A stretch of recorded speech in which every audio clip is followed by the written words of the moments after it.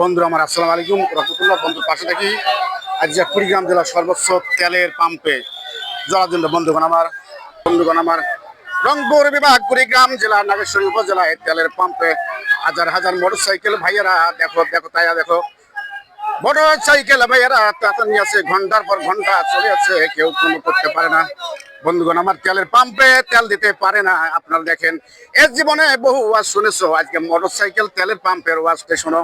বন্ধুগণ আমার ঢাকা শহরের মধ্যে তেলের পাম্পে হাজার হাজার মোটর সাইকেল, কিন্তু বন্ধুগণ মফস্বল এলাকার লোক দেখে। আর এখন দেখো মফস্বল এলাকায় নাগেশ্বরী উপজেলা তেলের পাম্পে হাজার হাজার বন্ধুরা আমরা দেখতেছে। বন্ধুগণ পাশে দেখি এই তেলের মোটরসাইকেল সিরিয়াল যে কত দূরে আছে আল্লাহ মাহবুব জানে। বন্ধুরা আমার অথচ বলতেছে বাংলাদেশ অভাব দরিদ্র দেশ, এটা আসলে নয়, দরিদ্র দেশ নয় বন্ধুগণ আমার।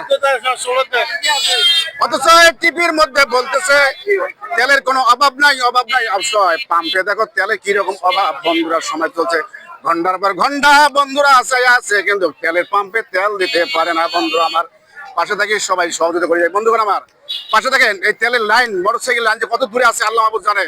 বন্ধুরা আমার পাশে থাকি দেখেন অবস্থা দেখেন, ডিজেলও নাই পেট্রোলও নাই, ঘন্টার পর ঘন্টা বসে আছে শুধুমাত্র 200 টাকা 300 টাকা তেলের কারণে ঘন্টার পর ঘন্টা মোটরসাইকেল ভাইয়েরা চলে আছে।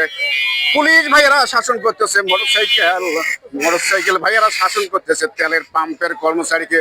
বন্ধু আমার পাশে থাকি সবাই সহযোগিতা রাখি। বন্ধুগণ আমার এই বিশ্বটাকে শেয়ার করে দেয়।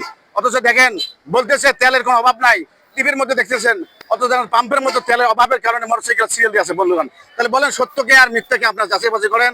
বন্ধুরা পাশে থাকি, এই হলো আমার স্বাধীন সোনার বাংলাদেশ। বন্ধুগণ আমার কারো কথার সাথে কারো কথা কোনো মিল নাই। বন্ধুরা পাশে থাকি, আসসালামু আলাইকুম ওয়া রাহমাতুল্লাহ।